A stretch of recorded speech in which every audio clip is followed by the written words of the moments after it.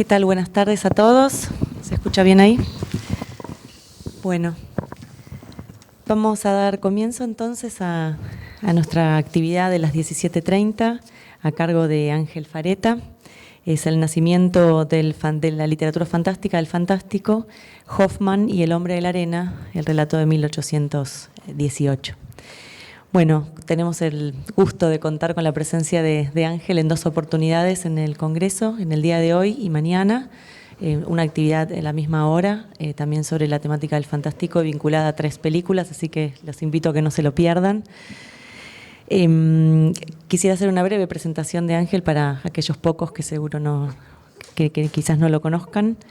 Ángel Fareta es escritor y docente en el ámbito privado. Realizó sus estudios primarios y secundarios con los padres escolapios del Colegio Calasanz. Luego realizó estudios de filosofía, de teología, estética, historia del arte y de las religiones, así como de simbolismo tradicional. Entre otros, con los profesores Gilo Dorfles, Guido Aristarco, Adolfo Carpio, Conrado Eggersland, Antonio Pallés Larraya y Héctor Ciocchini. Ejerce la docencia privada desde hace 4 décadas. Es narrador, poeta y ensayista. Viene desarrollando una filosofía del arte a través del cine, como también del melodrama, de la fantástica y la poética, hasta completar una teoría estética general. Lleva publicados en este campo El concepto del cine, del año 2005, Espíritu de simetría, del 2007, La pasión manda, del 2009, y La cosa en cine, 2013. Junto a algunos de sus discípulos, el volumen 5 films argentinos, del año 2012, y también ha publicado poemas, Datos tradicionales, del año 93, Relatos, El saber del 4, que tengo mal esa fecha, es del 2004, ¿no? Yo lo leí. 2005. Y la novela Tempestad y asalto, del 2009. Bueno, los dejo con Ángel. Muchas gracias. Gracias, Te dejo solo. Bueno, voy de público. Ah, bien, como Natanael. Bueno, buenas noches, buenas tardes. Bueno, esto en parte... Hola, se escucha, ¿no? En parte voy a adelantar un poco algunos fragmentos de un libro mío todavía inédito, que es una teoría de la poética y del arte fantástico. Se llama La otra parte. La otra parte es por una novela fantástica de Alfred Kubin, el gran pintor checo austrohúngaro, que escribió una novela que se llama La otra parte. Bueno, este libro refiere a toda una teoría de lo fantástico, no solo en lo literario y en lo cinematográfico, sino en la pintura, en la filosofía, en la teología. Bueno, como es parte de la literatura fantástica o de lo fantástico que esto se publique inmediatamente, voy a aprovechar esta invitación, esta gentil invitación, para adelantar algunas conclusiones. Bueno. Voy a leer los corolarios de este libro, en todo caso, y después los vamos a aplicar someramente al hombre de la arena. No vamos a leer el hombre de la arena. No es el hombre de arena, es el hombre de la arena, der Sandman, el hombre de la arena, el arenero podría ser. Que infiero que seguramente lo conocen, han leído el relato, porque no lo vamos a leer todo, sino vamos a buscar ciertos símbolos fundamentales contenidos en el relato, y haremos una interpretación, una lectura hermenéutica del mismo, relacionada, espero, con estos corolarios de la literatura fantástica. Leo. La literatura fantástica y la imaginación fantástica son un episodio fundamental, el más importante antes del concepto del cine, del segundo trayecto errante de la cultura tradicional en diáspora desde el otoño de la Edad Media. Decimos segundo trayecto, en tanto y en cuanto existe todo un largo periodo de detención y cese de la diáspora, momento conocido como barroco y que se extiende a lo largo de 1 siglo y medio o 2. Punto 2. La fantástica es un episodio fundamental en tanto y en cuanto se da con ella la primera reconfiguración plena de toda aquella cultura errante desde ese entonces. Cuando decimos otoño de la Edad Media, circa 1450. Esto es la aparición en el norte de Italia y en Flandes de la así llamada burguesía. 3. Es su primera reconfiguración plena en la medida en que nace, se desarrolla y sobre todo en que crea sus propios troqueles de consumo con las primeras y segundas manifestaciones de la movilización total puesta en marcha por la mentalidad industrial liberal.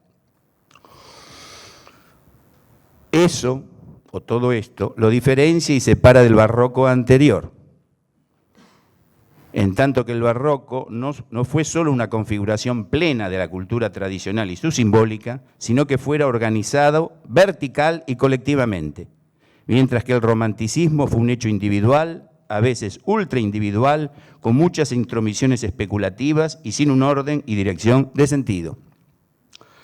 Sí tomó o continuó del estilo barroco, en especial de su pintura, los motivos macabros, crueles, oscuros y nocturnos, a los que sumó los trances paranormales. Este pase de la terribilidad barroca al horror y al thriller románticos es lo que hace a lo fantástico y a la fantástica modernos. 4. Es también la primera reconfiguración de carácter ya plenamente urbana, profesional y que debe articular sus patrones y medidas, cabe la misma sociedad industrial liberal, a la que tiene como blanco y eje de todas y de cada una de sus operaciones de diferencia polémicas. 5. La literatura fantástica nace entonces como respuesta en los países donde esa mentalidad había echado con anterioridad raíces ideológicas o donde había instalado un clima y atmósfera mentales, como la Alemania iluminista, la Inglaterra y los Estados Unidos, ya plenamente instalados en la revolución industrial. 6. La literatura fantástica nace con Hoffmann como respuesta polémica al eticismo kantiano y continúa a su manera el giro polémico emprendido por Novalis y von Kleist contra el neopaganismo y neoclasicismo poltrón de Goethe. 7. De allí que la literatura fantástica es una rama de la teología y de la metafísica tradicionales, y no al revés. 8. La literatura fantástica tiene por principales objetivos retóricos formales la acuñación de una épica, o si queremos una epicidad posible para las nuevas condiciones de posibilidad urbano-burguesas ya extremas. Esto es un desplazado, border, alguien fronterizo entre bohemio y fuera de la ley. A veces el tipo se cruza y se forma un compositum de aristócrata y desplazado. Por ejemplo, Chrysler, Usher, Van Helsing, de Cézanne, Dorian Gray, el mismo Chevalier Dupin. Puesto que la literatura fantástica es también y antes que nada un ajuste de cuentas, corrección y calibramiento primeros a la propia mentalidad romántica. La fantástica es su crítica o puesta en escena. La otra rama romántica, vuelta luego en parte decadentismo y hasta parte simbolismo, es su exaltación extrema hasta volver la religión particular, culto privado, flores de invernadero y torre de marfil pequeño burguesa. Esto es el derivado simbolista o tardo simbolista de la fantástica. Digamos Mallarmé, digamos Rilke. 10. La literatura fantástica se propone mantener la otredad, la mitad eterna e inamovible, cuya mitad móvil, laxa, fluida y terrena es la modernidad, según la definición canónica de Baudelaire, 1860. Mediante el fuera de campo, la duplicidad, la bipartición o bilocación de la mujer y de lo femenino, y mediante la acuñación o salida poética de la ecuación exotismo-erotismo. 11. La literatura fantástica es el mantenimiento, conservación y adecuación contemporáneas del terror y la catarsis, adaptadas a las nuevas condiciones de posibilidad de la mentalidad post-iluminista, ya romántica y en camino hacia la primera fase de la movilización total. O, en todo caso, vuelve a la catarsis en horror, en terror a lo otro, oscila entre el mysterium y lo tremendum, y a veces los hace convergentes. 12. El mitologema fundamental reconfigurado por la fantástica es el doble, vuelto ya doppelganger, fetch y hasta ser mecánico, autómata, sombra y espejo. 13.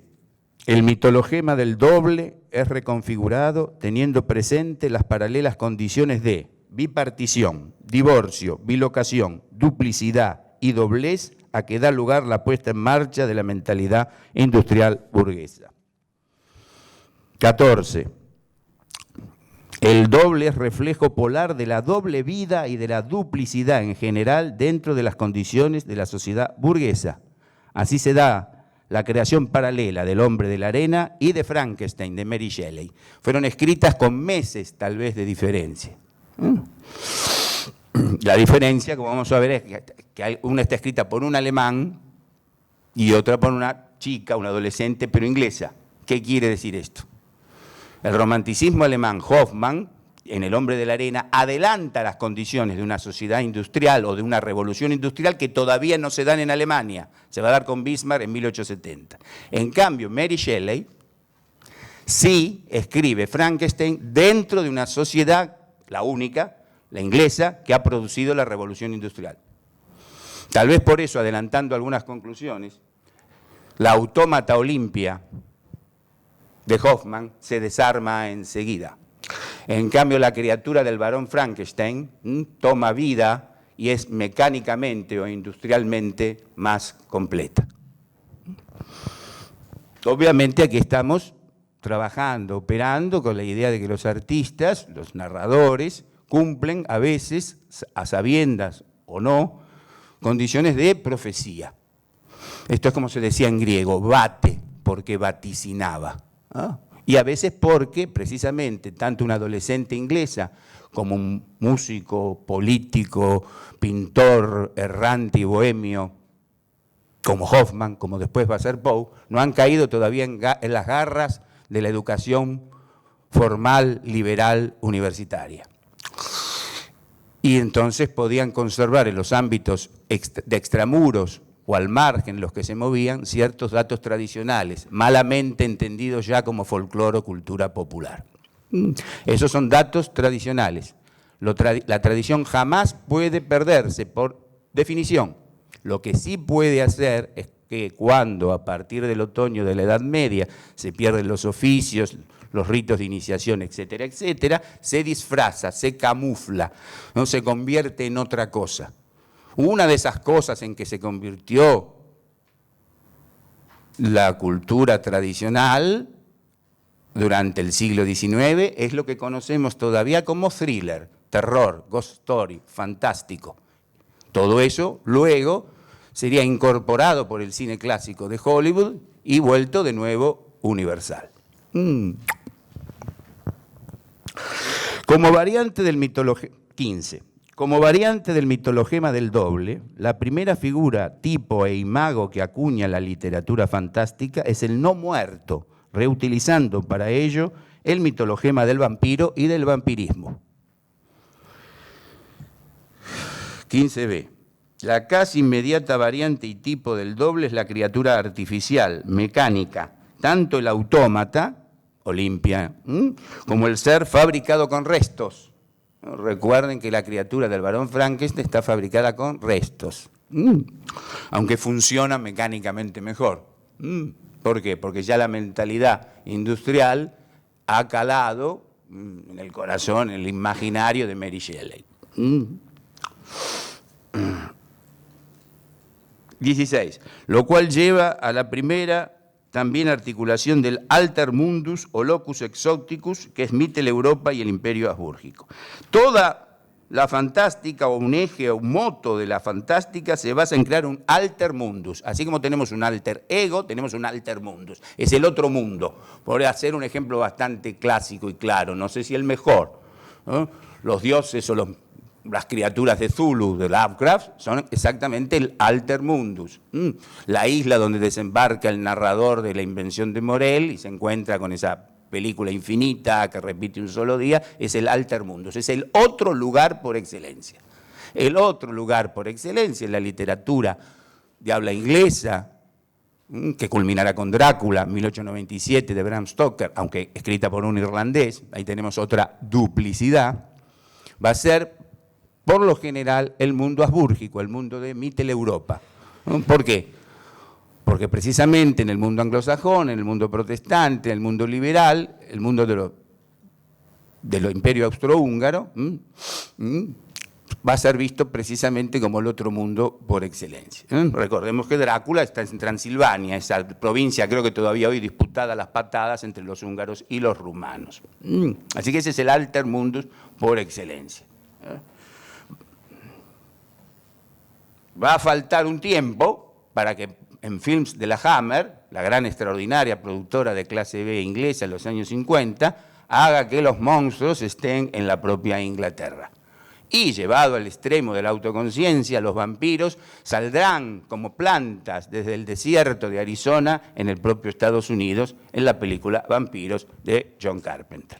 Así que podemos, si quieren o si queremos, seguir todo ese periplo con respecto al alter mundus. El alter mundus o locus exoticus, lugar exótico por excelencia. La fantástica es, entre otras cosas, fundamental la definición o la lucha o el combate con una otredad. Otredad generalmente invasiva, perversa, usurpadora, raramente positiva, generalmente no sale bien cuando es positiva.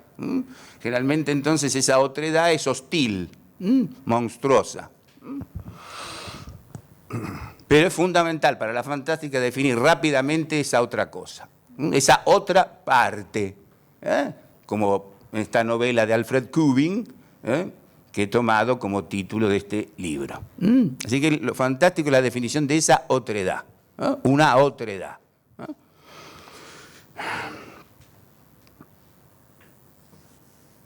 Lo fantástico y su literatura posterior, y su posterior representación pictórica y fílmica, puesta en escena, atento con esto, ¿no? ¿Tú estarás de acuerdo? Pero esto es fundamental, al menos para mí. Tal vez en un rato lo sea para ustedes también. Lo fantástico, entonces, no es lo mágico, ni lo feérico, esto es los cuentos de hadas, ni lo irreal, ni lo maravilloso, ni la reverie, ni la ensoñación, ni menos todavía folclore reciclado. Todo eso no es fantástico, según nuestra definición. Lo cual no quiere decir que no leamos cuentos de hadas a los niños o a los no tan niños, nadie prohíbe nada. Estamos definiendo la pregunta por la cosa. Así como hemos definido el concepto de cine, ¿qué es el cine? Hay muchas películas que son teatro filmado y nadie está castigado por no ver esas películas que no son cine. Pero lo fantástico es otra cosa. No son cuentos de hadas, no son reverie, no son ensoñaciones. Eso es lo que pasa con El hombre de la arena. Hoffman corta con los enanos, los gnomos, los elfos, las criaturas aladas, las ondinas, la Tierra Media, la Tierra Cuarta y no sé qué. Hace que su protagonista, Nathanael, sea un alemán de 1818, que va a estudiar a la universidad, patatín, patatán. O sea, parte de lo real. Y ahí se introduce un solo elemento fantástico. Otra cosa fundamental. Para que sea fantástico, según nuestra definición, tiene que haber un solo elemento fantástico, invasivo, agresivo. Recuerdo haber oído a Borges, mañana estamos en el auditorio Borges, que dice que H.G. Wells muestra su talento como narrador fantástico en El hombre invisible porque hace un solo hombre invisible. Un narrador torpe, decía él, hubiera puesto ejércitos, falanges de hombres invisibles. Así que tiene que ser un solo elemento, otro o una otredad. Quiere decir, a ver, cuando son muchos vampiros o muchos zombies, como las películas de Carpenter, es otra cosa, pues es un solo elemento fantástico, ¿se entiende? Al mismo tiempo los zombies y los vampiros son personas no vivas, de alguna forma.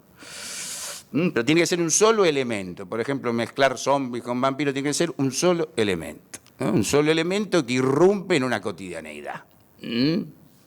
Por ejemplo, lo más cercano que se acerca a lo fantástico de Hitchcock, que eso después si vienen mañana lo discutiremos, ¿no? Porque siempre es difícil hablar de fantástico y católico, porque los que somos católicos ya vivimos en una dimensión fantástica. Entonces no necesariamente necesitamos hacer literatura fantástica. No por nada nace en la Alemania protestante, con Hoffman, y en la Inglaterra y Estados Unidos reformados, protestantes. Aunque Poe se movió en su infancia en un mundo católico, al menos el de sus padres. ¿Qué quiere decir? Adelantando esto. Que la fantástica nace como una suerte de extrañamiento, en el doble sentido de la palabra, en los países reformados, protestantes, que ya llevaban 3 siglos de separación con Roma. Y acá lo importante es, más allá de lo teológico, que por supuesto para mí es importante, la imagen. Lo primero que hacen los protestantes, la Alemania y la Inglaterra, el mundo protestante con respecto al mundo católico, es tachar la imagen. Y ahí empieza a extrañarse algo. Alemanes, ingleses, norteamericanos de Baltimore, o de Virginia, bueno, murió en Baltimore, empiezan a extrañar esa imagen, empiezan a extrañar la otredad. Cosa que el mundo católico tiene continuamente frente a las narices, no necesariamente la Capilla Sistina, sino la Capilla de San Cayetano en Liniers. Siempre la otredad, otra cosa. Puede ser que lo haya pintado Miguel Ángel o lo haya pintado Pirulo, pero siempre hay una otredad. Entonces lo fantástico nace como una suerte de deseo, de compensación. De ahí otra de nuestras definiciones. Lo fantástico es algo que se extraña. Y cuando regresa, vuelve como extraño. Eso es lo que da miedo. Es algo que se extraña. Lo podemos hacer en castellano muy bien. Extrañamos algo. Lo extrañamos tanto, tanto, tanto, que lo buscamos o lo deseamos. Y a veces lo encontramos. El problema, como ya perdimos el mapa, el GPS, las miguitas de Hansel y Gretel, cuando lo vemos de nuevo, eso que extrañamos reaparece como extraño.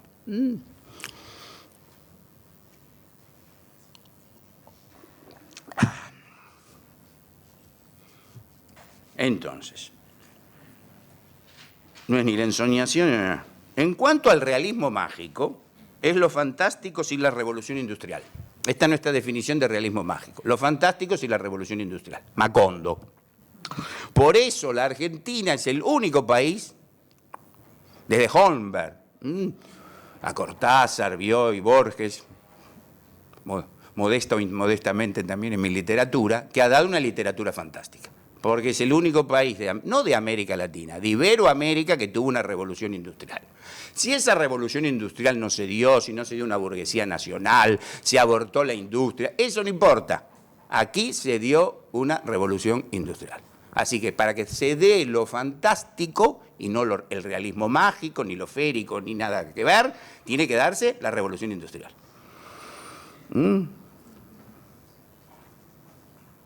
Desde hace décadas, con el desborde... Bueno.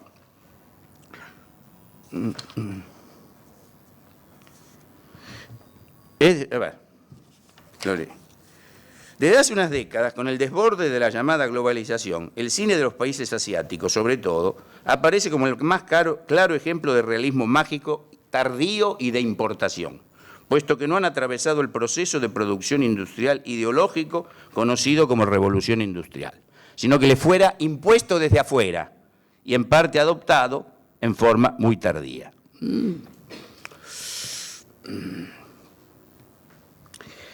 Por el otro lado, tenemos el exceso de revolución industrial. Eso es la ciencia ficción norteamericana. Así que vamos a definir a la ciencia ficción o science fiction o ficción científica, como debería traducirse, de esta manera. La science fiction es la sobreabundancia acrítica de la revolución industrial ya tecnológica y puesta en marcha como movilización total. La salida o pose ecologista forma parte de esa sobreabundancia crítica, cosa que la América del Norte arrastra casi de movida con los así llamados trascendentalistas. Así que tenemos entonces un punto intermedio. Tenemos una carencia de revolución industrial, no existencia de revolución industrial, y ahí no se da lo fantástico, ahí se da realismo mágico. Y si hay un exceso de revolución industrial, se da in toto la así llamada science fiction norteamericana o anglosajona, ¿no? Que hay que tener cuidado porque muchas veces los editores ya, el gran editor Paco Porrúa, se adicionaban algunas novelas a la ciencia ficción y a la literatura fantástica. Soy leyenda de Richard Matheson no tiene absolutamente nada que ver con la literatura de ciencia ficción. Lovecraft es fantástico, no es ciencia ficción. Bien. Lo fantástico se opone tanto al buen salvaje como al progreso indefinido, puesto que no es ni nostálgico ni utópico. También consideramos fundamental. O sea, no es regresivo, nostálgico de no sé qué jardín, de no sé qué, con enanitos, voladores y que toman cerveza y dicen estupideces, pero tampoco se va a la utopía. Por eso es complejo, es difícil el ejercicio de lo fantástico, porque se pone en una tercera posición estética. O sea que no quiere volver al bosque, como el oso de Morris, pero tampoco se adelanta, no sé a qué planeta y no sé qué circunstancia y todo ese tipo de cosas, ¿no? De sociedad no sé qué, regida por no sé dónde, sino que se instala en esto. Bueno, como decíamos de los pájaros de Hitchcock, ¿no? Tiene que empezar de manera totalmente trivial, costumbrista, hasta que irrumpe la otredad. Cuando irrumpe la otredad, ahí estamos en lo fantástico. Bien. Lo fantástico es la reconversión de lo melodramático y de la condición melodramática en forma o modo épico. Este binomio o eje fantástico-melodrama dará paso o abonará el terreno para el posterior thriller inglés y norteamericano a partir de Poe. Thriller. La traducción más canónica de thriller en inglés es melodrama. Tal vez porque los ingleses, que yo, les parecía muy complicado decir melodrama o muy italiano. Entonces acuñaron el término thriller, to thrill, estremecer.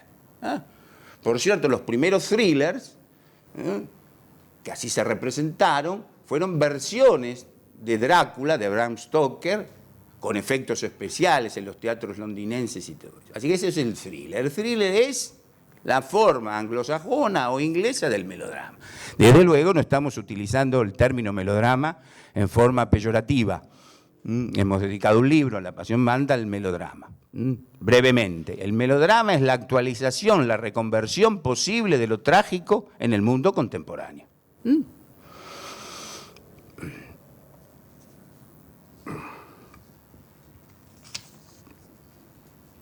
20. Poe funda los 3 modos retóricos fundamentales de la literatura fantástica.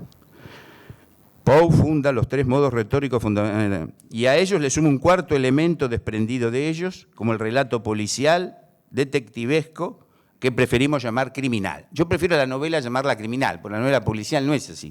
Es el crimen lo que lleva a ese tipo de novela, a ese tipo de thriller. No es la existencia de la función policial, es la existencia del crimen. Adelantándome también a eso, ¿qué pasa con la mentalidad moderna, liberal, etcétera, etcétera? Reconvierte el mal y el pecado en crimen y locura. Entonces, ¿qué hace Hoffman y Poe? Lo vuelven a convertir en cosa terrible, en algo que no tiene explicación ni médica, ¿no?, ni policial, sino que es algo monstruoso, es algo fantástico, es algo sagrado. La fantástica entonces, y lo fantástico es una reincorporación, relectura, metamorfosis de lo sagrado dentro del mundo de la movilización total. ¿Cómo mantener la idea de lo sagrado? No es lo religioso. Religión es una religión, lo religioso es administración de lo sagrado. Sagrado es un exceso. Por eso las religiones, o las pocas religiones que existen, no creo que existan a lo largo de la historia 2 o 3, más que ellas como religión, son administradoras de algo que es excesivo. Por eso siempre, muchas veces la chingan o pifian, porque quieren administrar, religar algo que es terrible. A eso sagrado lo podemos llamar lo otro, podemos llamarlo deseo, podemos llamarlo inconsciente, la voluntad schopenhaueriana, Dios sabrá lo que, pero siempre lo sagrado. Para esto les recomiendo, algunos ya lo conocen, un libro de un teólogo protestante que se llama Rudolf Otto y que escribió un libro que se llama Lo Sagrado. Hay edición y traducción argentina. Ahí Otto define a lo sagrado como lo absolutamente otro. Y que no necesita definir, que las definiciones racionales, científicas, sentimentales, nunca le cuadran. Ahí se dirige, como puedo dirigirme ahora, si alguna vez tuvieron un sentimiento eso de lo sagrado, no necesariamente lo religioso, esa cosa de lo sublime, esa cosa de mezcla de miedo y deseo, una especie de erotismo de la primera cita. Se darán cuenta que eso es ingobernable a la razón, absolutamente inexplicable a la razón. Sí, puede ser llevado a las aguas metafóricas del arte. De Poe Alfred Hitchcock. Metaforizado, pero entendido, explicado, racionalizado, eso es imposible. También la fantástica nace en Alemania, en Inglaterra y en Estados Unidos, cuando ya cierto protestantismo llamado liberal empieza a abandonar todo tipo de relación con lo sagrado, lo tremendo, lo sublime, etcétera, etcétera, etcétera. Bueno. Por ejemplo, entonces Poe funda 3 formas. ¿Qué son? Acá está. Poe crea el relato fantástico de horror, Usher, Berenice. Ejemplos que pueden abundarse. El relato fantástico especulativo, Valdemar, un episodio en las montañas alucinantes. El relato fantástico ominoso, El hombre de la multitud. Y el relato detectivesco criminal que parece oponerse o directamente converger con los 3 modos fantásticos anteriores. La saga del Chevalier Dupin. Crímenes de la calle Morgue, Misterio de Marie Roget y todo eso. El hombre de la multitud es fundamental. Les pido encarecidamente que lean ese cuento. Mediante la lectura de ese cuento, El hombre de la multitud, Poe acuña confesamente su concepto de modernidad. 20, yo qué sé. El cuento de fantasmas, la así llamada Ghost Story, surge de una empírica necesidad de evasión de una terrenalidad cada vez más atroz, gris y tediosa. De acuerdo. Pero es también la imagen reflejo y el ricorso de un regreso de los cimientos, así como de los reclamos y las demandas de lo luminoso bajo la forma de mito epiceno y distribuido periódicamente. ¿Qué es luminoso? Luminoso es un término creado por el ya citado Rudolf Otto. Cuando tiene que darle nombre a eso sagrado, absolutamente otro, se le ocurre acuñar el término luminoso. Él dice, ¿sí? Si ya de omen, profecía, podemos sacar ominoso, de numen, en latín, deidad, en general, sacralidad en general, acuña el término lo luminoso. Lo luminoso, entonces, es la manifestación epifánica, abrupta, mezcla de sublime y atroz de la irrupción de lo sagrado en el mundo contemporáneo. La fantástica, entonces, trata de guiar, de conducir un poco ese tipo de cosas, hasta llegar al cine de Alfred Hitchcock o de John Carpenter. Bien, un poco de agua. Finalmente, lo fantástico es la condición de posibilidad mediante la cual una civilización o provincia de una determinada ecumene vuelve, regresa, recurre a sus orígenes. Ya que en el principio, en ilino tempore, en aquel tiempo, lo fantástico y lo real no eran otra cosa que 2 caras de la misma moneda o 2 simultáneas y complementarias fases de una misma cosa. O sea que la meta de lo fantástico, la meta de la fantástica, de llegar o no, ¿cuál es? Devolvernos a ese mundo mal llamado primitivo, sino arcaico, tradicional, donde había diferencia entre lo real y lo fantástico. Lo conseguirá, al menos lo conseguirá por unos instantes estéticos, los instantes de la lectura de estos cuentos, de estos relatos, y los instantes o hora y media de visión de estos films. Pero mediante ello se reintroduce esa unicidad perdida o que se fue perdiendo por el mundo contemporáneo. Recuerden que Baudelaire define modernidad, modernité, no como una cosa positiva, esto es algo fundamental, lo define como algo negativo, crítico. No es que dice, qué bueno, llegó la modernidad, qué extraordinaria. No, no, no. Él en El pintor de la vida moderna, 1860, define a la modernidad como lo caótico, lo laxo, lo fluido, la falta de centro. Ahí está, ha leído El hombre de la multitud, de Poe. Ese personaje que no puede quedarse quieto en ningún lugar. Y dice que la modernidad es la mitad del arte, cuya otra mitad es lo eterno e inamovible. ¿Pero qué se da cuenta Baudelaire y luego el cine clásico de Hollywood? Y Poe y Bram Stoker. Que hay que aceptar ese estado de división. Aunque se sea creyente, y se crea que el otro mundo, el eterno, está y permanecerá, la revolución industrial, una suerte de, si me permiten, de recaída, hay que aceptarla. Y precisamente trabajar con las mismas herramientas de esa sociedad industrial. Por eso el cuento fantástico, desde Hoffmann, trabaja con la sociedad industrial, trabaja con el autómata, con el ser creado artificialmente, con la máquina. Esto se ha llevado hasta las últimas conclusiones por el concepto de cine. ¿Por qué? Porque precisamente en Estados Unidos será un arte crítico de la modernidad, pero que trabaja con la máquina, trabaja con lo industrial. Y esa es la única respuesta posible. La única respuesta posible es aceptar que se está en ese estado de caída o en ese estado de alienación, esto es volverse otro, o volverse otro con la mercancía, y trabajar con eso. Hay que... Griffith y el cine, y Hoffmann y Poe comprenden que esa revolución industrial, ese corte, esa secesión, esa división, ese divorcio, que no les gusta, pero se ha dado. Que ya la máquina no la van a mover nadie. Se adelantan a criticar a una Bomber, por ejemplo, ¿no? Que pensaba que con liquidar la sociedad industrial, o más bien a los detentadores de la sociedad industrial, se iba a terminar esto.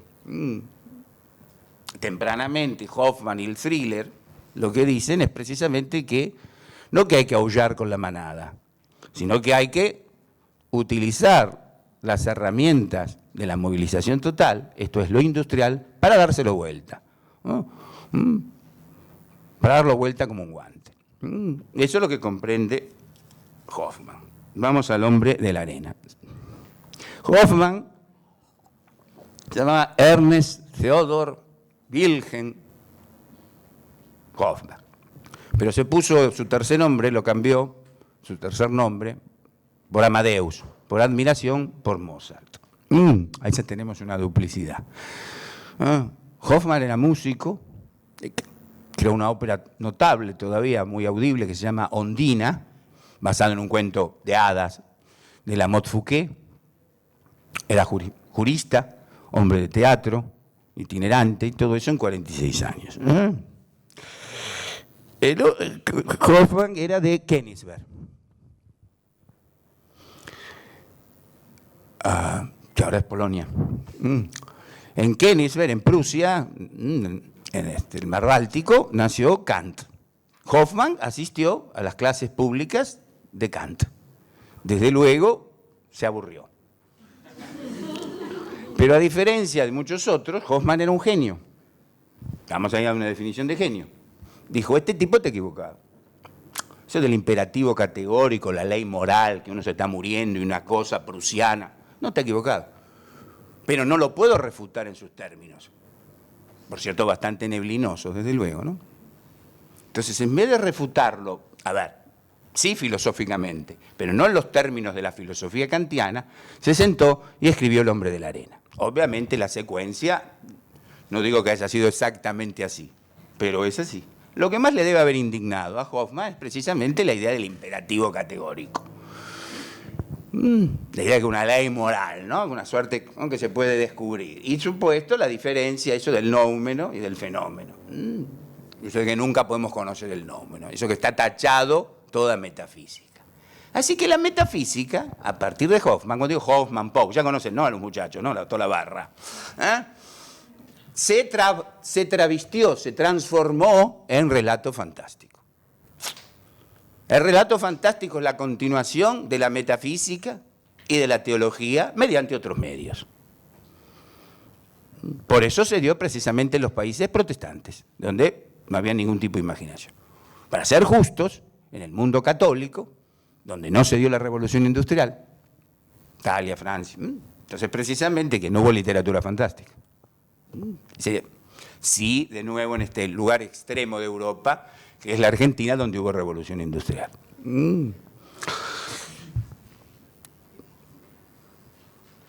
Entonces,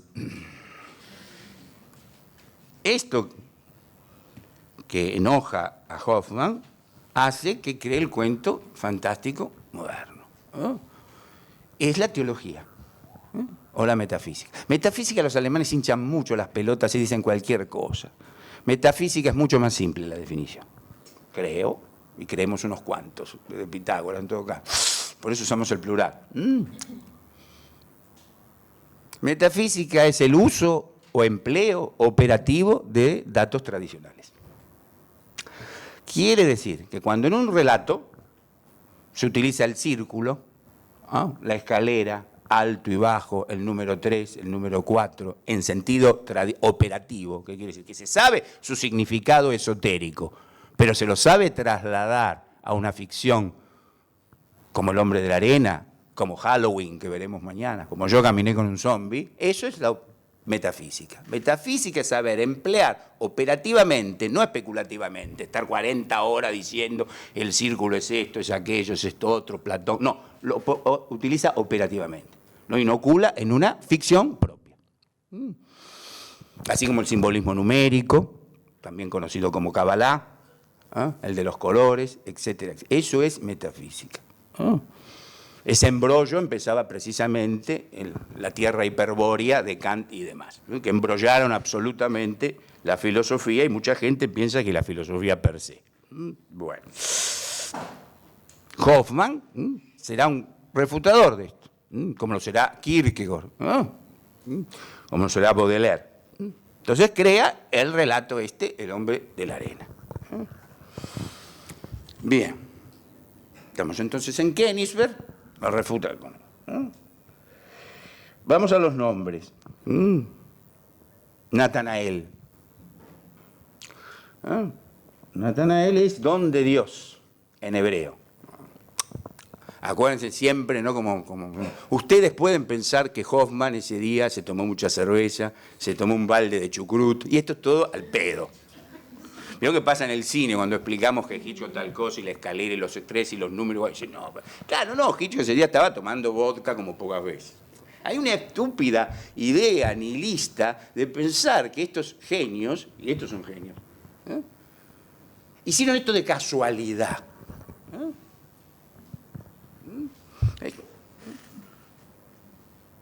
No es así. Una cosa puede ser casualidad. Una vez que aparece un círculo o un ojo, la repetición del verbo mirar y de los ojos en este relato, ¿sí? O él, qué sé yo, no sé, te quería poner una óptica, como Coppelius, o en realidad con los ojos y los círculos no quiere decir algo. ¿Está? Bien. Por ejemplo, si vemos Vértigo de Hitchcock, está lleno de espirales, de movimientos en espiral, rodetes, escalera de caracol. Es porque Hitchcock que yo dijo, traigan una escalera, y él se desentendió de todo esto. Precisamente porque es operativo. Si fuera un artista chanta, estaría dando una conferencia, ¿no? En algún lugar y explicando un símbolo 45 horas que no ha sabido poner en escena. Precisamente cuando un artista, un narrador, sabe poner estos datos tradicionales, después nos va a dar una conferencia para explicar. Aparte nos tiene que dar trabajo a nosotros, por cierto, sino de que vivimos. Bueno, entonces Natanael es don de Dios. Natanael aparece en el Evangelio de San Juan, capítulo 1, versículo 50. Cristo se le acerca, lo incorpora como uno de sus discípulos y le cambia el nombre por Bartolomé. ¿Y qué le dice? Mirá, Natanael, cosas mayores que estas verás. Me parece que Natanael no está puesto por casualidad. Bien, perfecto. Fíjense, o fijémonos, por ejemplo, la idea de los ojos. Por ejemplo, clara, lo busqué en Amán, clara es clara. Claridad, es lo claro. Perfecto. Cópola o Copelius, es raro, ella no la agarran, es más sencilla, buscan siempre simbolismos sexuales y en este caso curiosamente no lo pescan. Es cópula, coito. Por eso lo ponen en italiano, para alejarlo, un poco porque Alemania, igualmente para un alemán de 1818, Italia, lo italiano era el altermundus, pero también para hacer ese juego muy sencillo, que no hace falta conocer la Divina Comedia, de que en italiano, cópula, quiere decir ese tipo de cosas. Bueno. Está escrita mediante dos cartas. La segunda carta, curiosamente, en la segunda carta, bueno, él se equivoca, Natanael, ahí vendrá el acto fallido, perfecto, y él la envía a Clara, cuando en realidad se la ha escrito a Lotario. El relato está basado en los ojos, los círculos y las escaleras. Como suplementa o extensión de los ojos, los largavistas o los que le vende Coppola o Coppelius a Natanael. Así que tenemos entonces las escaleras, el ver, los ojos, los círculos, ¿sí? Y el ver con ayuda de los prismáticos o de los lentes que crea Coppelius. ¿Correcto? Bueno.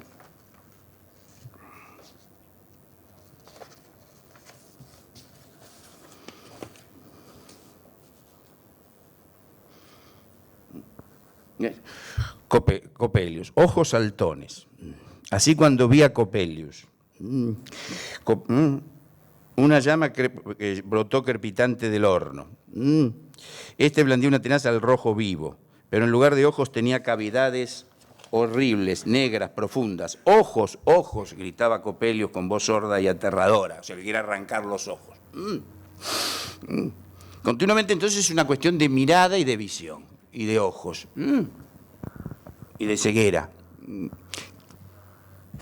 ¿Qué es Natanael, para no dar tanta vuelta, ya que aparte de los ojos y de la visión? Se trata de lo que se va a llamar en la modernidad, o a partir de la modernidad, ampliar el horizonte. Es alguien que quiere ver más, como Natanael. Muy bien. Y entonces, para ver más, hay algo que aparece siempre disfrazado de chiflado, chifladito, loquito. ¿Ah? ¿Es el demonio o es un profesor chiflado? ¿Es el demonio o es el gabinete del doctor Caligari? Para seguir.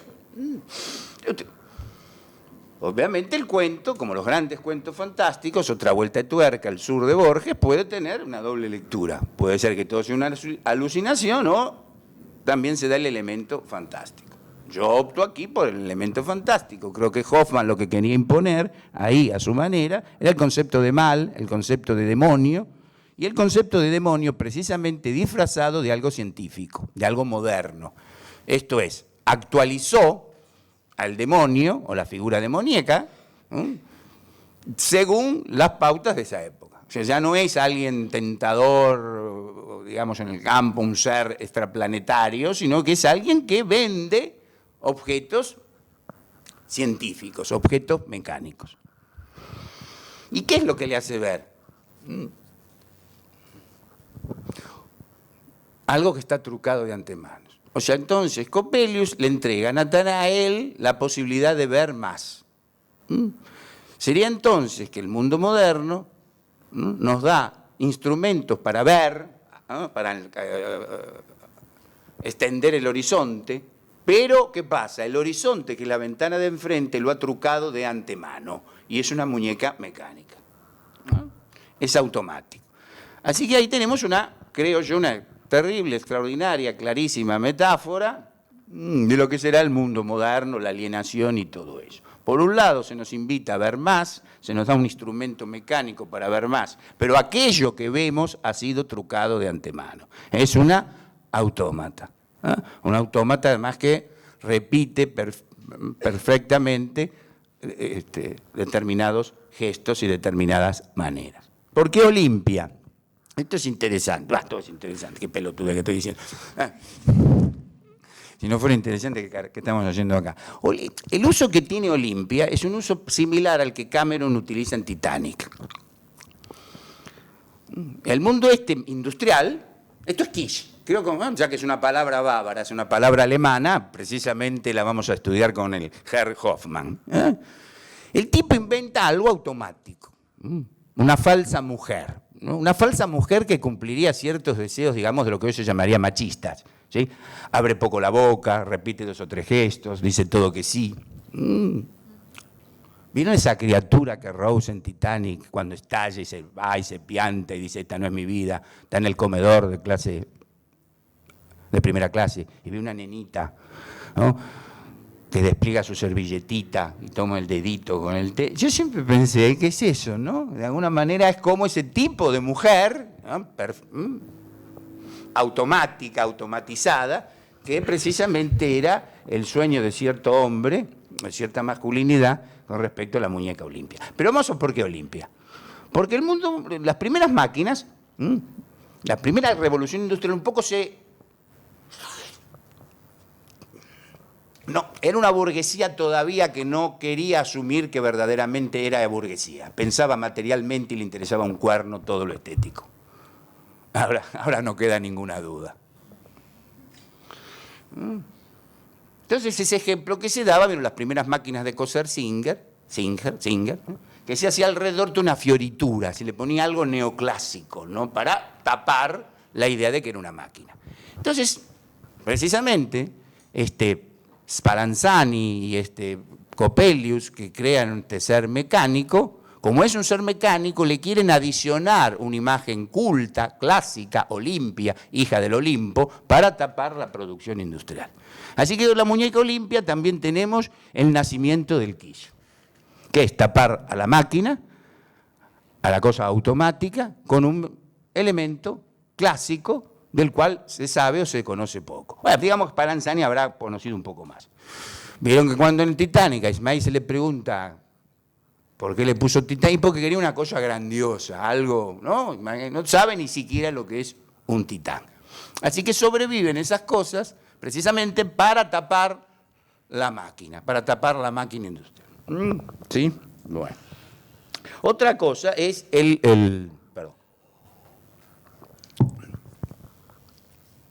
los 3 relatos de las 3 mujeres sobre el hombre de la arena. Natanael pregunta, Chito, que lo mandan a polillar, ¿no? Es cuando llega el hombre de la arena y le pregunta a la mamá.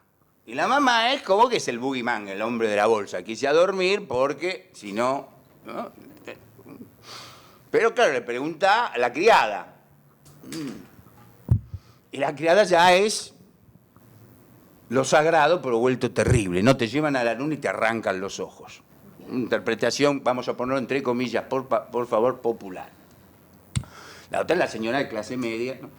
Y la tercera es la de Clara, que es la psicológica. No, en realidad eso es un miedo interior que tenés vos todos. Así que mediante los 3 relatos de las 3 mujeres, Hoffmann da 3 posibilidades de cómo se va entendiendo lo anterior, lo fantástico, el cuento de hadas, lo maravilloso, lo mágico. Esto es lo que es extraño, lo que es fuera de lo normal, ¿cómo se entiende? Se entiende como una metáfora, el hombre de la bolsa, se entiende como una cosa terrible, cruel, sanguinaria, como dice la criada, o algo ya de una interioridad o interiorización, o preferiría llamarlo neutralización psicológica.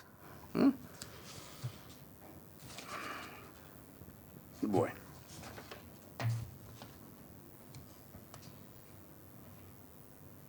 Ahí está. Otra cosa es que después de 2 cartas, o sea, Hoffmann va a crear acá, va a darte una serie de señales, de marcas, marcas estilísticas, podríamos decir. Yo prefiero llamar a señales, lo mismo. De shifter, de embragues. O sea, nos va a indicar, ojo, que esto yo Lo está diciendo para ciertos críticos que todavía dicen, no, este lo escribió de cualquier manera. Es como las simetrías en el cine. Las simetrías en el cine para decir, no, miren, no es que esto yo lo hice al pedo, estaba durmiendo, sino que hay cierto orden y quiero que Jones, García y Roca Tagliata se entienda que yo esta película la hice con cierto orden. Entonces acá Hoffman también nos quiere indicar que esto es nuevo. Miren que estoy haciendo algo nuevo, no solo de género, de tema filosófico, sino estructural, estilístico. ¿Cómo lo va a marcar? Interrumpe eso en primera persona y se pone a narrar. A mi querido lector, miren qué anticlímax. A mi querido lector, debo confesarlo, nadie me ha pedido que cuente la historia del joven Natanael, pero tú sabes bien que yo pertenezco a la extraña raza de los autores patatín patatán. Entonces ahí Hoffman se cuestiona 3 formas anteriores de narrar y las desecha. Lo ha adelantado el ñato este, ¿no? La intertextualidad y todo ese tipo de cosas. El doble, el doble. Si el doppelganger, el doble es el tema fundamental de lo fantástico alemán, ¿por qué no introducir dentro de la estructura retórica esta duplicidad? Entonces aparece el yo narrador. Lo fantástico, lo singular que alienta en ella colmaba mi alma, pero justamente por eso, querido lector, y porque de entrada tuve que obligarte a soportar lo extraordinario, y no es poca cosa, he procurado comenzar la historia de Nathaniel de manera original, conmovedora, significativa. Había una vez, lo pone subrayado, lo pone como citando, lo pone entre comillas. Había una vez, el comienzo más hermoso para cualquier cuento. Habría resultado demasiado sereno. Pum, lo desecha. O, en la pequeña ciudad de ese vivía, eso ya habría estado algo mejor.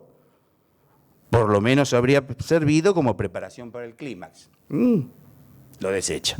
También podría haber comenzado in media res. In media res es a mitad de las cosas. Cuando ya la acción, a mitad de la acción. In media res. Váyase usted al demonio, exclamó con odio y terror en la mirada salvaje el estudiante Natanael, cuando el vendedor de barómetros Giuseppe Coppola. A decir verdad, eso ya lo había escrito cuando creí percibir en la mirada salvaje del estudiante Natanael algo cómico, pero la historia no es nada graciosa. No se me ocurría nada que pareciera reflejar en lo más mínimo algo del matiz que tenía aquella imagen interior. Entonces decidí no empezar de ninguna manera. Ya empieza.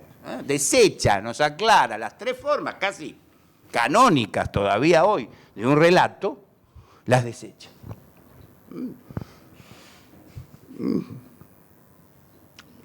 Le daría mucho a la cerveza, pero era bastante consciente de lo que hacía. Atenti, esto es otra cosa. Estoy contando algo nuevo.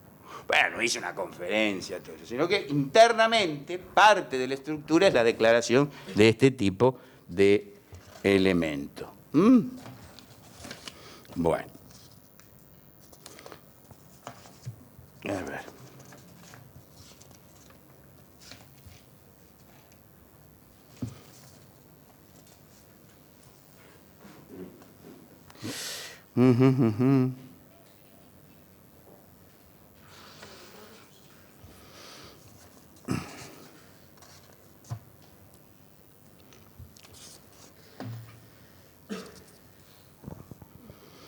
La escalera.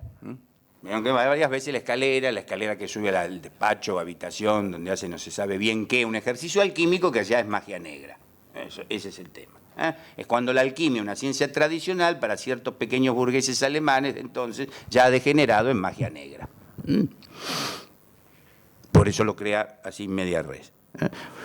Luego la escalera por la cual expulsa a Copelio cuando le viene a vender el barómetro, y luego la escalera por la que sube y la que se desempeña en la torre. La torre. Esto es muy sencillo si no hubieran eliminado el griego de las escuelas. ¿Cómo se dice escalera en griego? Clímax. Clímax. Ya está. Hoffman sabe un poco de griego, el clímax. Así que todas las escaleras que vemos en el cine, de Alfred Hitchcock y de Halloween y de tantas películas, es el clímax. Es la irrupción, el eje vertical entre lo alto y lo bajo. Es esa imagen literaria, fuerza de palabras o mediante una imagen fílmica que cruza lo alto y lo bajo. Bueno. Por cierto, esa escalera, esa torre de la cual cae Natanael, que sube, la tenemos también en el final de Vértigo. Por cierto, dos variantes del Hombre de la Arena son La ventana indiscreta, de Hitchcock, y Doble de cuerpo, de Brian De Palma. No es que eran dos copiones, ¿sí?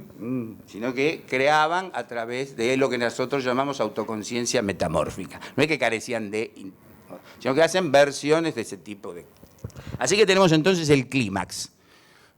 El clímax entonces es el momento de cruce entre lo alto y lo bajo.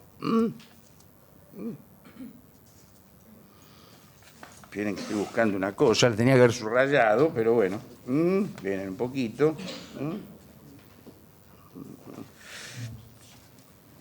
A ver.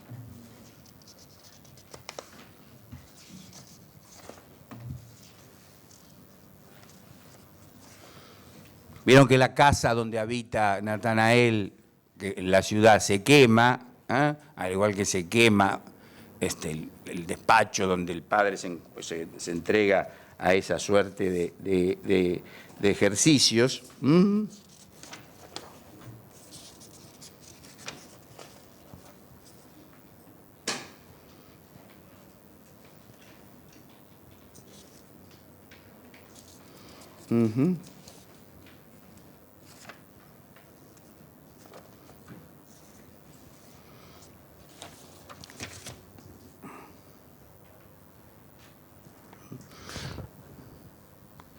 Fijémonos en este párrafo. Vamos a entrar por diferentes. El párrafo crítico con respecto a lo femenino. No lo he puesto tanto, y ahora me voy a permitir. Algo fundamental de la fantástica en el siglo XIX es el rol, la bilocación de lo femenino en la sociedad industrial. ¿Qué pasó con la sociedad industrial? Apareció un tercer tipo de mujer. No era la puta o la cortesana, no se quiere girar por la calle, puede ser una cortesana como las que pintaba Carpaccio, ni la esposa y madre. La sociedad industrial creó un nuevo tipo de mujer. Alguien cercano, se sentaba al lado de la mesa, o al lado del taller, o en la mina de carbón.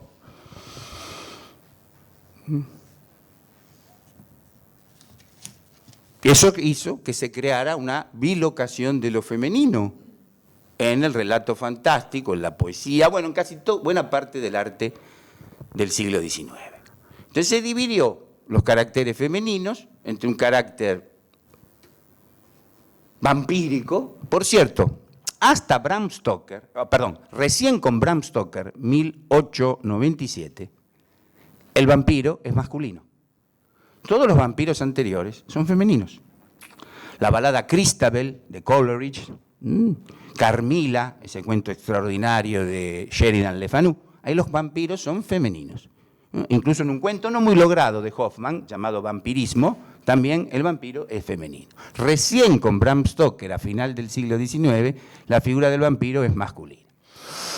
Esto nos lleva también a ver que durante todo el siglo XIX, en los países anglosajones, los países alemanes, los países de la Revolución Industrial, se creó una bilocación de la mujer. Por un lado, una alta, sublime, angelical, medio boba, ¿no?, asexuada, ¿no?, y que moría prematuramente. Y luego otra que era un monstruo, un vampiro, una mujer fatal, una come hombres, una diableza, etcétera, etcétera. Todo eso, esa bilocación, ese elemento, también es fundamental, es un moto, un movimiento, algo fundamental de la literatura fantástica. Eso el cine se va a encargar de ajustar las cuentas con ese tipo de cosas y con ese tipo de elementos. Es indudable también que en el personaje de Clara también tenemos un tipo de mujer que ya el personaje de Natanael no conoce, no comprende perfectamente. Bueno. Es interesante, otra vez con interesante, cortarla, que Clara es un personaje extraordinariamente, por un lado, a los usos, por un lado, a los fines del relato fantástico, es la complicadora, el alazón, como decimos en griego. O sea, es la que, como, si nosotros leemos esto como cuento fantástico, es la que no le cree a Natanael. Entonces sería un personaje para nosotros, o al menos para ciertos lectores masculinos, seamos justos, hinchapelotas. Pero por otro lado, si lo examinamos bien, ya es una mujer que toma sus propias responsabilidades, que no se deja engatusar, ¿no? Que no es una especie de objeto, como va a ser Olimpia, ¿no? Entonces es muy interesante esta creación de este personaje donde, por un lado, según las circunstancias, podamos verla como una complicadora del relato fantástico, un alazón, alguien que te complica, que te traba, y por otro lado es un personaje, odio la palabra, muy adelantado a su época. Eso también es algo muy particular de Hoffmann. Hoffmann creó el cuento fantástico, pero no necesariamente llevó a cabo todas esas posibilidades. ¿Qué quiere decir? Si bien escribe el primer relato donde no hay gnomos, hadas y elfos y yo qué sé qué, no persiste en eso. Luego del Hombre de la Arena escribe otros relatos que son cuentos de hadas, notables. El más famoso porque se hizo un ballet maravilloso de Peter Ilyich Tchaikovsky, que es Cascanueces. Cascanueces y el rey de los ratones. Que es un cuento de hadas infantil, bastante siniestro para contárselo a un chico. Y La olla de oro, que es con elfos, con brujas. Así que con Hoffmann tendríamos lo que nosotros hemos llamado signo meduseo o meduseo. ¿Qué es eso? Bueno, la medusa, la gorgona, es aquello que te petrificaba. Signo medusio es alguien que se adelanta a su época, ¿sí? Ve algo, es el primer adelantado, como Pedro de Mendoza, que nunca bajó. Nunca bajó, nunca tocó tierra lo que era Buenos Aires. Aparte que arrastraba un morbo, el morbo gálico, como se decía en esa época. El primer adelantado, así terminó. Es alguien que ve algo por primera vez, lo inventa, un adelantado, un pionero, el que inventa un género, pero no algo hace que no lo lleve hasta las últimas conclusiones, se petrifica. Esto no pasará con Edgar Allan Poe. Edgar Allan Poe es alguien que jamás puede tener cuentos mejores, peores, cosa difícil, ¿no? Pero jamás va a regresar al mundo férico, al mundo de las hadas, al mundo de no sé qué. Eso, en ese aspecto, Poe es la superación de aquello planteado por Hoffmann, ¿no? O sea, Hoffmann, en todo caso, se detiene ante ciertas cosas o ciertas coordenadas que precisamente no había terminado de entender del todo. ¿Qué más? Bueno.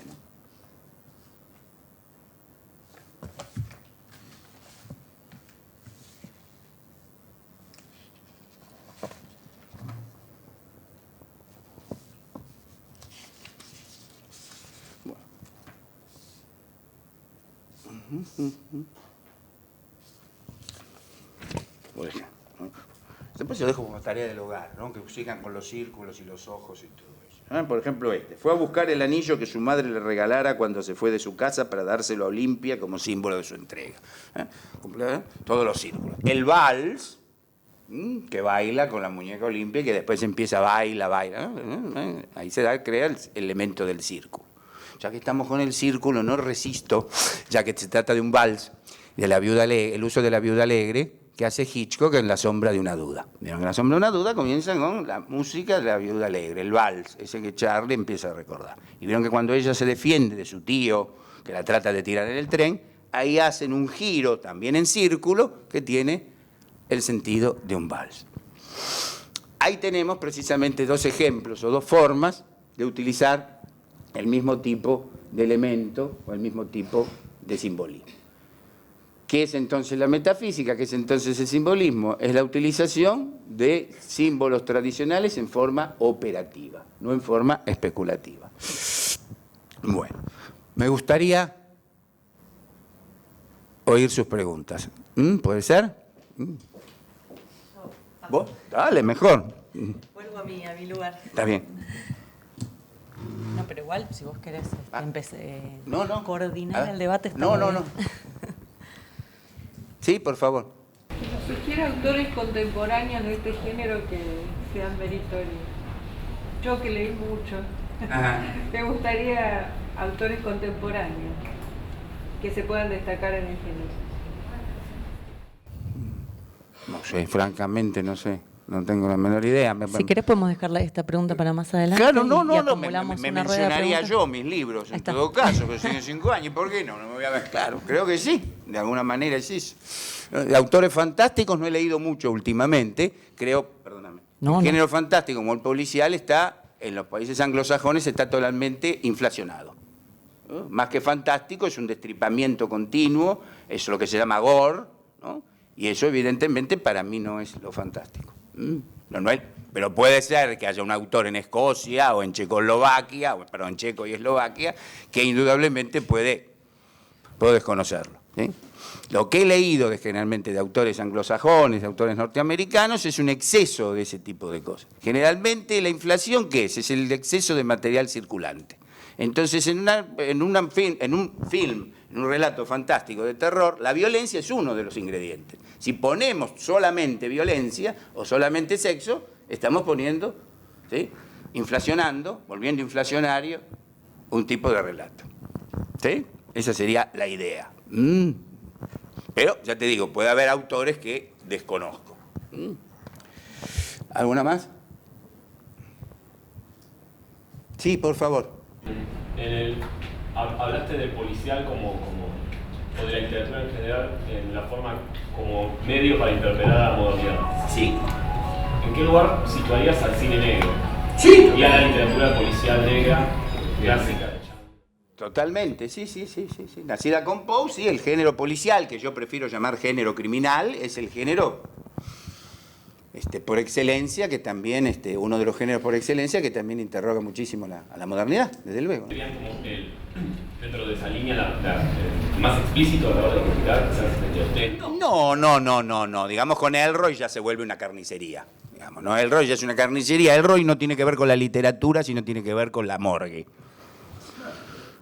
No. Yo creo que con Ross MacDonald, en la literatura negra o norteamericana, llega a la autoconciencia.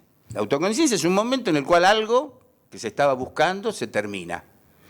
Pero se termina bien. ¿Vieron cuando yo digo que el cine ha llegado a su fin? Yo digo que el cine ha llegado a su fin porque ganó 10-0.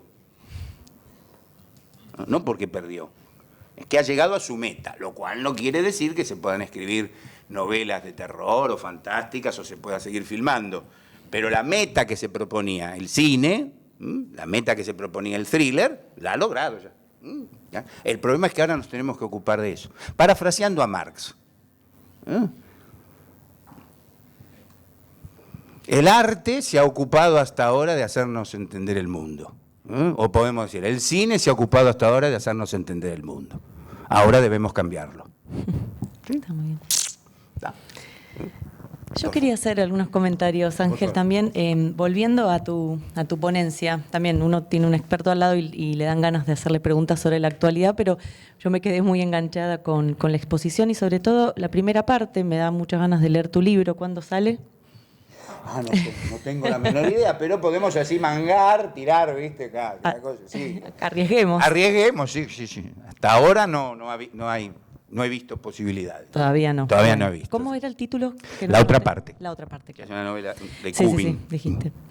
No, yo en primer lugar celebro que en la Argentina haya gente pensando de manera global y a nivel macro, más allá de una obra en particular, lo fantástico en literatura, ¿no? Porque es muy interesante cómo, más allá de lo que podamos decir sobre algún autor o sobre una obra en particular, hacer ese recorrido de un gran bagaje de lecturas, ya sea lecturas del lado de allá o del lado de acá, parafraseando Cortázar, es decir, literatura europea, norteamericana o también argentina, no solo para quedarse con la experiencia de esa historia, sino para preguntarnos cuál es realmente, digamos, en términos estéticos, pero también más filosóficos, el lugar de lo fantástico en la cultura, ¿no? Es decir, hacer un recorrido tan largo, y que es lo que vos haces, y tenés muchas cosas pensadas alrededor, entender de qué se trata, esa estética y esa sensibilidad que es lo fantástico. Y hay muchos autores que han tratado de descifrar eso y la verdad que lo celebro y me interesa. Te quería hacer algunas preguntas puntuales. Vos usás la palabra mitologema, me interesó mucho. Yo suelo usar mucho ideologema, que es de Jameson, ¿no? Sí. Mitologema es un término acuñado por el húngaro Karl Kerenyi. Karl Kerenyi. El otro, para mí, gran historiador de las religiones contemporáneas, junto con Mircea Eliade. Yo me inclino más por Mircea Eliade. Me parece mejor escritor. Más. Bueno, Karl Kerenyi dice que el mitologema es el uso, ¿no?, la metamorfosis inacabable del mito. ¿Sí? ¿No? Eso es un mitologema. ¿Qué quiere decir? Que, por ejemplo, a ver, el talón de Aquiles. ¿Sí? Cada vez que, por ejemplo, un héroe tiene una herida simbólica originaria, eso es un mitologema. Es el uso del mito. Claro. Okay. Por ejemplo, el vértigo de Scotty en Vértigo, ¿sí? El talón de Aquiles, ¿sí? Más aún, habría que decir eso. Para Kerenyi, aunque parezca, Homero no escribió sobre mitos. Ya cuando él escribe su Aquiles y su guerra de Troya, ya es un mitologema. Porque la guerra de Troya como mito le antecede. Claro. No. Y por otro lado también, vos traías lo primitivo, ¿no? Lo fantástico es aquella literatura que como ninguna otra puede hacernos reencontrar con lo primitivo en la cultura, ¿no? Y lo han trabajado mucho los psicólogos y los antropólogos culturales. Al respecto, yo siempre cuento una anécdota en mis clases, que es que mi hijo de 2 años descubrió su sombra en el comedor y se asustó muchísimo. Y lo que reprodujo ahí, primero, bueno, un extrañamiento absoluto de sí mismo, de algo que salía de él pero que no reconocía como propio, la experiencia del doble, primitiva, cuando le enseñé que si movía la mano, ese otro movía la mano y que eso era parte de sí mismo, se reconcilió y empezó a reírse. Y eso siempre me hace pensar que lo fantástico es algo que incluso trasciende la literatura. Cortázar habla del sentimiento de lo fantástico, ¿no? Quería preguntarte si lo tenés pensado, no sé, pero si tenés algo pensado en relación a eso, de cómo acercarnos más a lo fantástico, más allá de su forma narrativa. Claro, en mi caso, y en nuestro caso, porque creo que todavía somos unos cuantos, en mi caso es por lo religioso. En mi caso es por la formación católica y por mi fe católica. No es una gran fe, quiero decir, puede ser muy discutida en algunas cosas, pero en realidad es eso, es una cosa continua, quiero decir, de que estamos y no estamos en este mundo, de alguna manera. Entonces, de alguna forma, es que estamos de paso, que estamos divididos. Y entonces, en realidad, ese sentimiento en mi caso y en muchos otros, que yo en Marechal, por ejemplo, ¿no?, o en C.S. Lewis, ¿no?, en la trilogía de Ransom, ¿no?, ese sentimiento está como abonado de alguna manera por la fe religiosa. En mi caso es eso. Y los ateos, que nos gusta tanto la literatura fantástica, no hay ningún problema. Compensamos esa falta de mística. Bueno, muchos autores, Lovecraft, Borges, Cortázar, Bioy Casares son agnósticos. Son agnósticos, pero hay una búsqueda de eso, de lo sagrado que vos traías. Y hay eso. Que era tan interesante. Eso, evidentemente hay eso. Igualmente quiero aclararle, porque una vez que pasen de este lado y se hacen creyentes, o sigan siendo creyentes, no es un lecho de rosas, desde luego, ¿no? No es que eso tampoco la religión lo soluciona plenamente. Nos da a mí en todo caso me da una conciencia temprana de otra cosa. Me da una conciencia temprana de otra cosa, ¿no? Ese es el tema. Pero creo que también, perdóname, de alguna manera es como lo sagrado. La religión católica es como un religamiento entre esos dos mundos, pero que evidentemente hay algo en todos nosotros, algo doble, que tiene un determinado nivel de principio. Entonces, C.S. Lewis, vieron que C.S. Lewis lo convirtió Tolkien.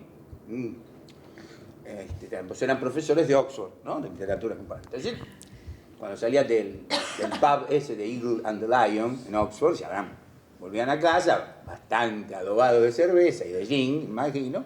Entonces Tolkien lo pateó. ¿Pero usted cómo no cree en Dios? No, miren, nosotros qué enseñamos. Y literatura medieval, mitos, leyendas. Ajá. Y bueno, ahí está. ¿Cómo está? Eso. El cristianismo es un mito, pero que también es verdad. Después a la noche y vino la conversión de todo ese tipo de cosas.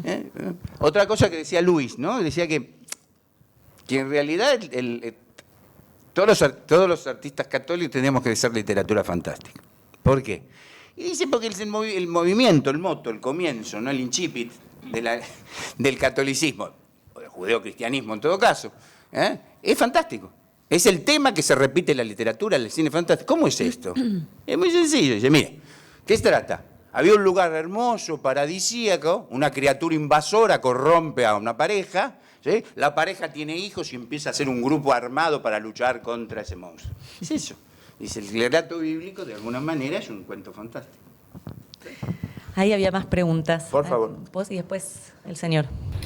Sí, quería volver al esquema que armaste con la revolución industrial y los géneros ciencia ficción, sí, fantástico y realismo mágico. Sí. Quería preguntarte, lo que quisiste decir era que el fantástico es esencialmente crítico de la revolución industrial, mientras que la ciencia ficción es esencialmente acrítica.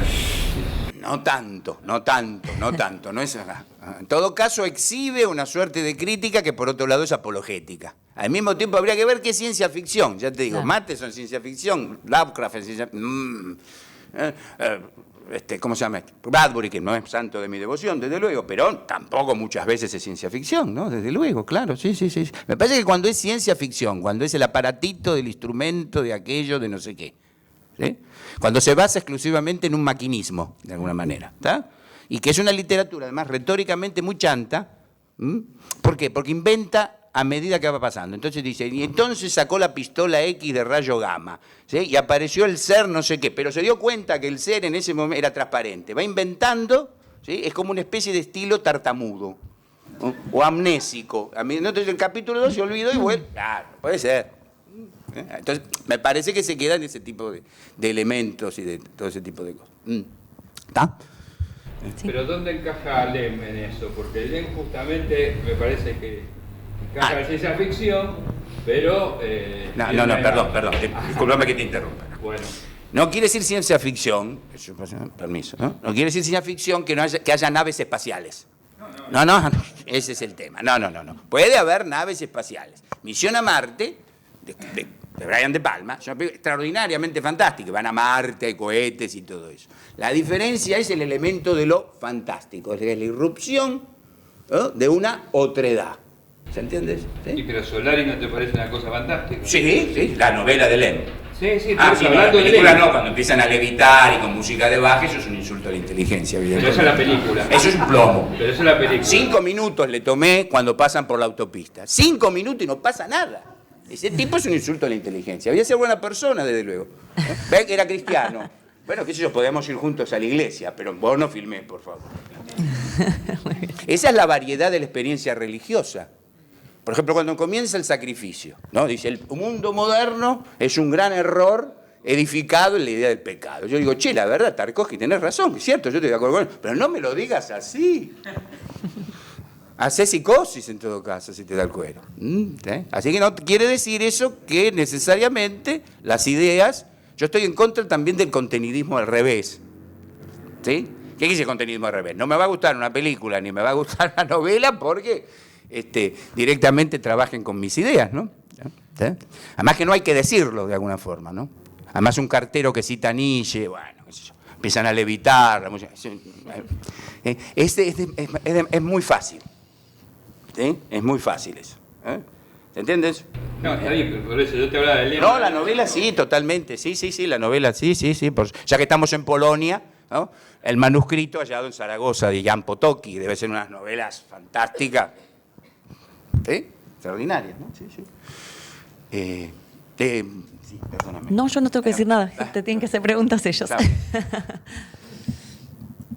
Yo igual creo que cuando la ciencia ficción es buena, es nuestra, es fantástica. Puede ser, sí. No habría que ver eso. De... Sí, puede ser perfectamente. No implica que no haya máquinas, no implica que no haya cohetes o naves espaciales. Implica el tratamiento que se da de eso. Claro, sí. Totalmente. Ahí había una pregunta. Sí, perdón. Por favor. Por lo que entiendo, más o menos, puede ser que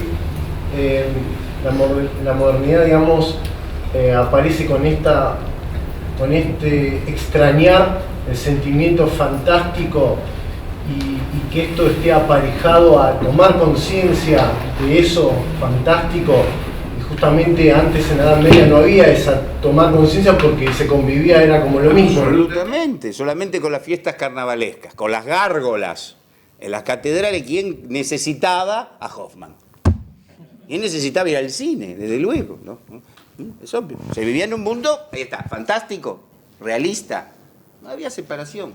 Para citar de nuevo a C.S. Lewis, el hombre anterior a la revolución industrial veía el mundo como una... Ahí está otro clímax, por una escalera. ¿Sí? Pero la veía que él humildemente estaba en los peldaños de abajo, pero podía ascender. El hombre moderno cree que está en el último peldaño, ¿sí? Y que los otros escalones no existen más. Esa sería la diferencia. Entonces, si siempre, perdóname, tenés algo que subir, algo desconocido, ya vivís en un mundo donde lo real y lo fantástico, indudablemente, no necesitan ese tipo de secesión. Por favor.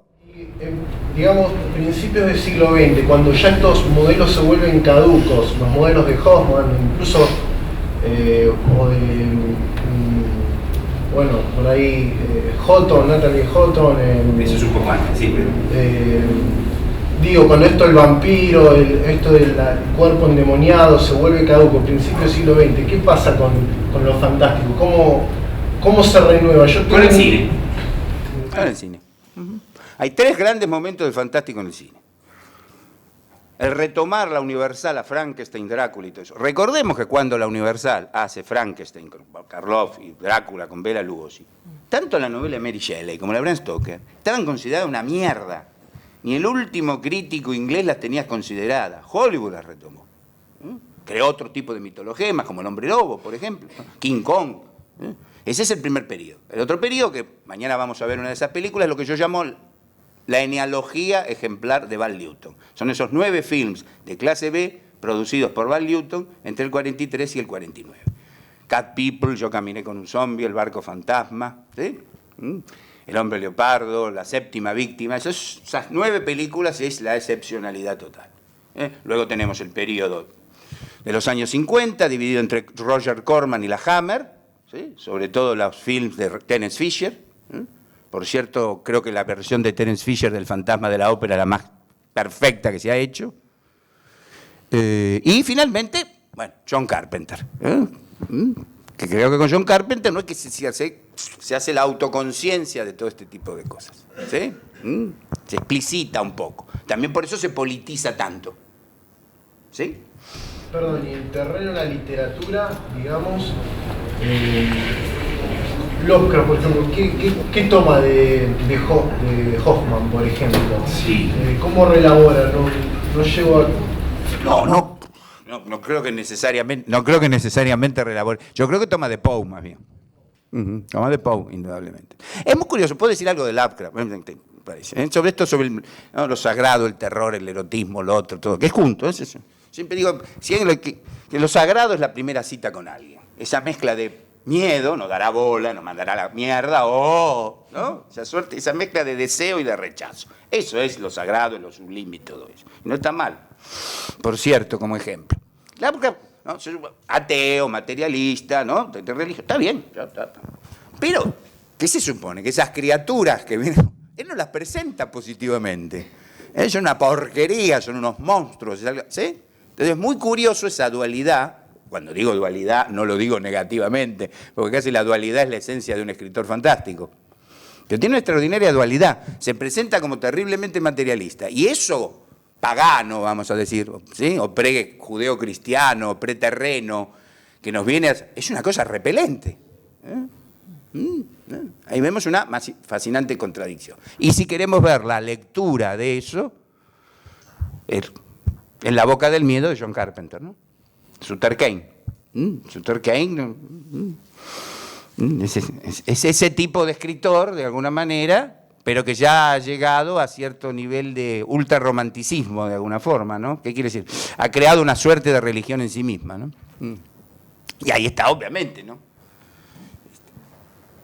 Hay varios relatos de él que están intercalados, momentos del relato que están intercalados, el modelo de Pickman y todo eso, ¿no? Me parece una película... ¿La viste, La boca del miedo? Bueno, la apuntaste. Bueno, cuando veas el final de La boca del miedo, no es solo que Fareta dice que el cine ha llegado a su fin, lo dice John Carpenter, ¿no?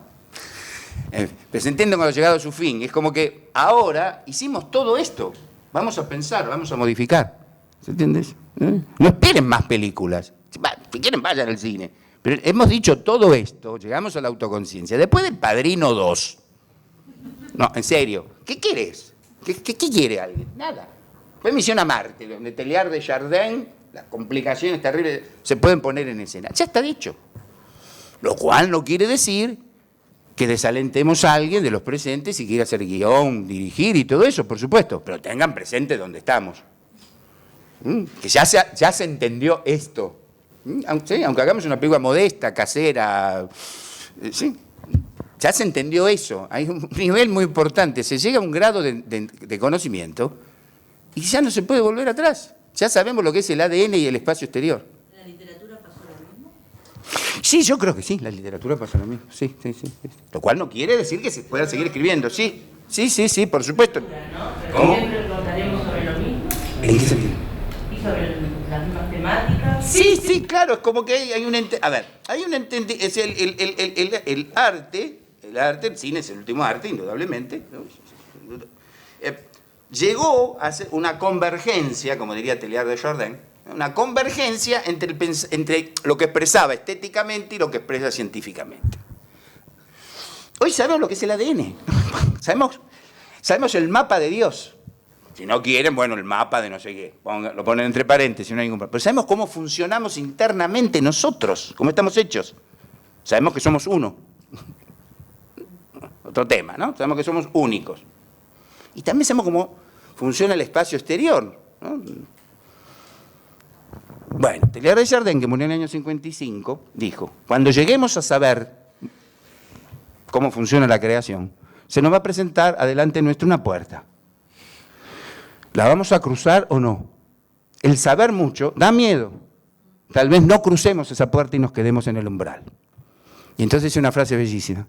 Y entonces se declarará la huelga general del espíritu. Volviendo a mi amado Vico, 250 años antes, dice que cuando se llegue a cierto grado de intelección, se puede recaer en la barbarie del intelecto. Yo creo que estamos en eso.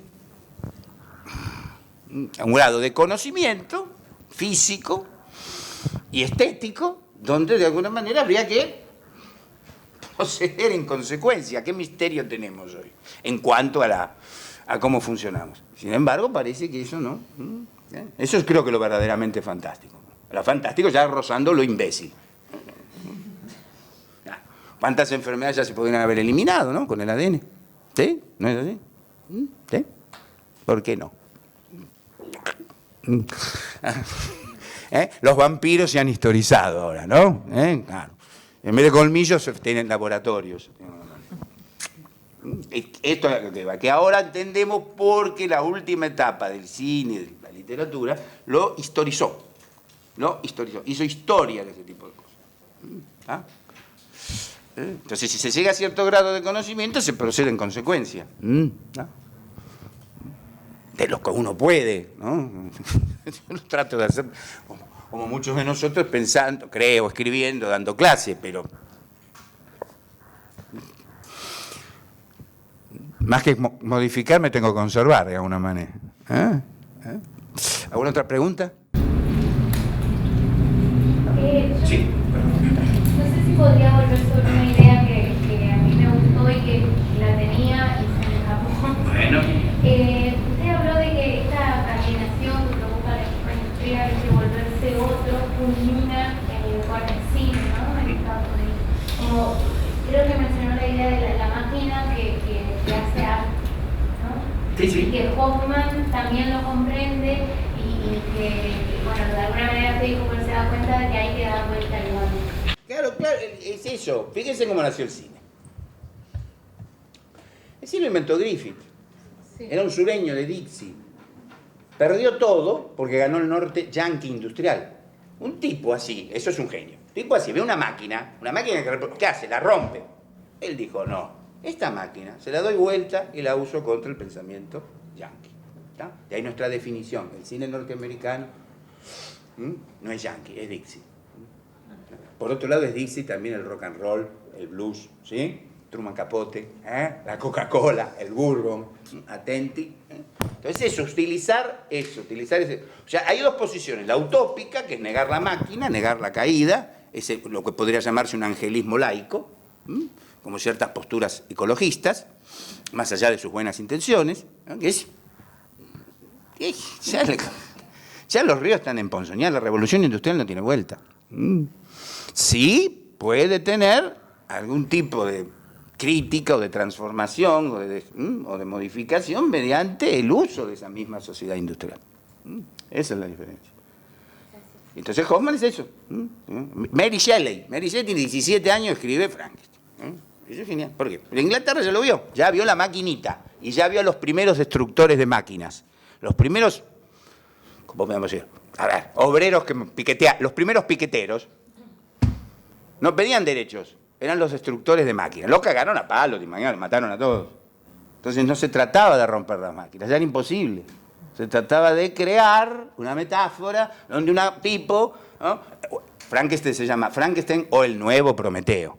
Siempre se lo sacan en la segunda parte, no el nuevo Prometeo. Atenti. Entonces hace una máquina, alguien que se cree Dios o una divinidad, crea una máquina, pero la máquina empieza a actuar por sí misma, etcétera, etcétera, etcétera, etcétera. Es eso. Por lo tanto, por ejemplo, hoy Frankenstein, de Mary Shelley, es una novela infinitamente más política que casi toda la literatura del siglo XIX. Porque la podemos recuperar. ¿Tá? En Dickens lo que podemos hacer es llorar. No vamos a llorar, hoy terrible, está a trabajar en la fábrica de betún, que allá está. En cambio, la literatura fantástica, ¿qué sobrevive? Cumbre Borrascosas, Moby Dick, Benito Sereno, esas obras que no iban directamente a la anécdota, sino que creaban mitos. Eso es bien, ¿no? Moby Dick es la novela más política que se ha escrito, pero es lo aprendió bien el cine, es una novela aventura, ¿no? Que estás narrando y hay que cazar una ballena con marineros, todo eso, en un barquito y todo eso. Nunca se olvida de eso. De vez en cuando se pone un poco a predicar, a decir algunas cosas maravillosas, pero el tipo que tiene presente, que es una novela de aventuras. ¿Alguien más? Bueno. ¿Sí? No. ¿Te parece que cerremos la mesa? ¿Te parece vos? Sí. Bueno, les agradecemos a todos por estar, les agradecemos muchísimo. Esperemos contar con su presencia mañana, que el debate promete estar igual de interesante, ahora sí concentrándose en 3 momentos del cine, en este mismo horario, pero en el Auditorio Borges. ¿Sí? Así que bueno, gracias y gracias Ángel.